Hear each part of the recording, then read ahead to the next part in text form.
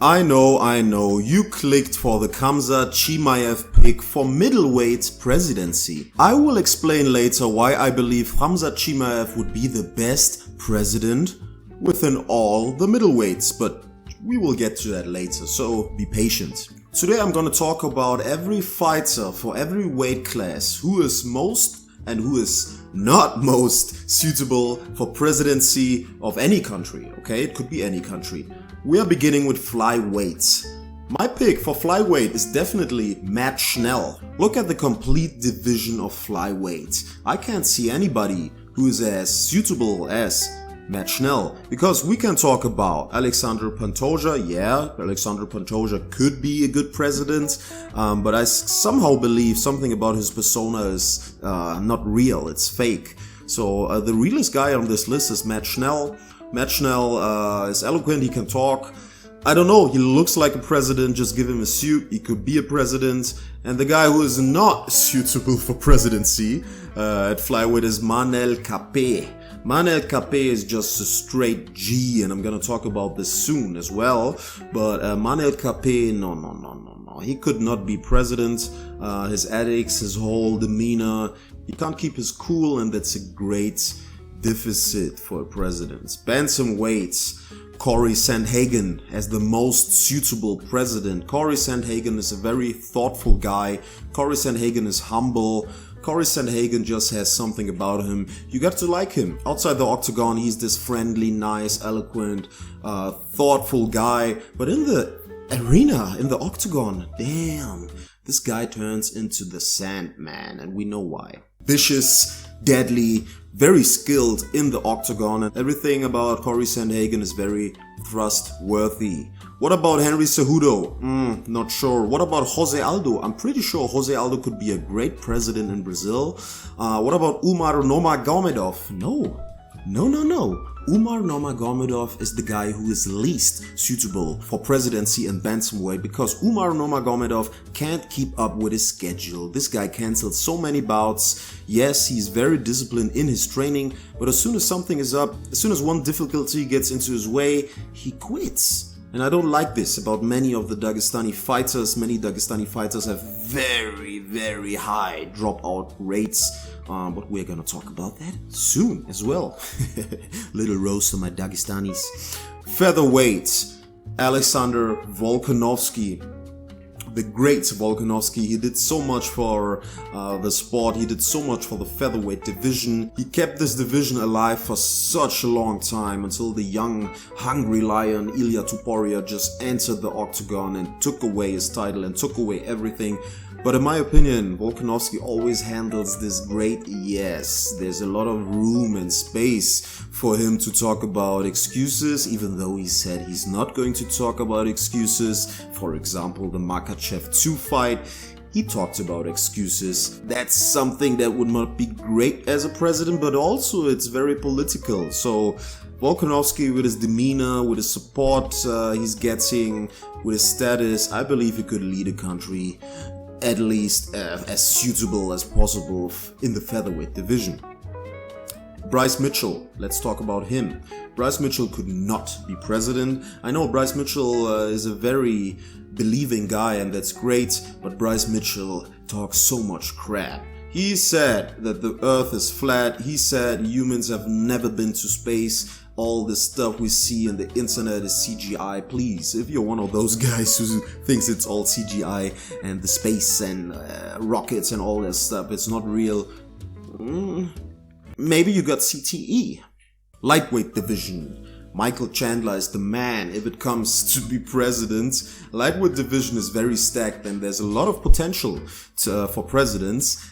Charles Oliveira could be a great president in my opinion. He could motivate the people. He could be one of those great Latino speakers who gets a nation behind his back. I believe that. Dustin Poirier for sure could also be a great politician if he just gets into it. Max Holloway, I can imagine him being in a politic, but I'm not sure about presidency.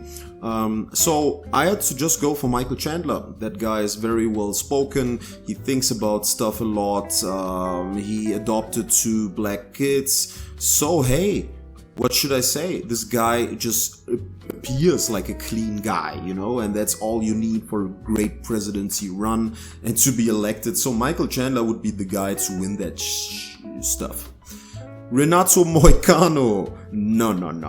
That guy, I don't know. He set up a new character for himself some fights ago and just went with it. Or was he ever this? Was he always this crazy? Maybe write it down in the comments. I'm not sure. But Renato Moicano would be not suitable for presidency for so many reasons. Just look at his UFC post-fight interviews. That has to tell you enough, okay? What about Bobby Green? He's a notable pick for not a great president. Just too many things about it. He smokes like 15 joints a day, and that's not even a lie. He said it in an interview. So Bobby Green is out. Let's move up to welterweights. We got the great Kamaru Usman, but of course we also got many other fighters who would be great presidents. What about, for example, Gilbert Burns? Gilbert Burns would be a great president in Brazil. I believe he could get the masses behind him. I believe he would be able to get a lot of votes because he's a fighter, and fighters in Brazil are just like these popular dudes. So he could get a good vote amount. So Gilbert Burns a notable pick. But I believe Kamaru Usman has been a very thoughtful guy, and after his losses, maybe people can say Leon Edwards humbled him with that head kick. Damn. But Kamaru Usman has been very thoughtful. Started his own podcast with, I believe, Henry Cejudo, so that's an interesting combination, but they do really great, in my opinion. No hate on Henry Cejudo, well done, buddy, you're doing your job great. But Kamaru Usman could be a great president, let's just pick him. What about Colby Covington? Yeah, Colby Covington is popular in the USA, but he lost a little bit of popularity. Even our big daddy, not our big daddy, but your guys over there, USA's big daddy, Donald Trump, left the arena before he could finish the fight. Hey, what should I say? Colby Covington, no, he would not be a great president just because his whole persona, his whole character is like fake. Oh yeah, many politicians have fake characters as well, I know that. Maybe that's a plus point for Colby Covington, that he can act this greatly. But I believe Colby Covington, no, he would not be a great fit for the USA or any country. Middleweight, Robert the Reaper Whittaker. This guy, yeah, I just can see him as a president. He would make great decisions. He would, I believe he's a very thoughtful guy as well. Chill, calm, except against Israel Adesanya fight. Every other fight he's collected, calm. He knows what he's doing. He would be great. The guy who's like hating on so many people and says he wants to kill everybody. Yeah, he could be a great president. You know why? Because that's a persona as well.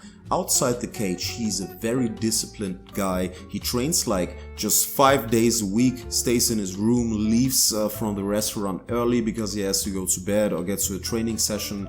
Khamzat Chimaev is interested in politics and geopolitics as well. He's a thoughtful guy as well. He has a great mentality. So I believe Khamzat Chimaev could have a great following and could be a very thoughtful leader if he lets this persona behind. What of course is a cage persona, which he puts on to get clicks, to get bigger pay-per-views. So that's understandable. Sean Strickland, yeah, no. Sean Strickland, just leave him behind. He would not be a great president. So many reasons. He would hate so many different people in society and would not be, an overall leader. He would be a great leader for a specific type of person in the USA. He would get a great following, but he would not be a great leader in my opinion. So Sean Strickland is out, and maybe I'm getting some hate for this, but I'm saying what I mean, and I mean what I say, and I will always say what I mean. I hope that even made sense. Light heavyweights. Light heavyweight has a lot of potential as well. What about Alex Pereira? Alex Pereira could be a great president in Brazil. I believe his overall persona and his overall charisma would get him a great following, and he already has a great following. He achieved this in like 4 years in the UFC.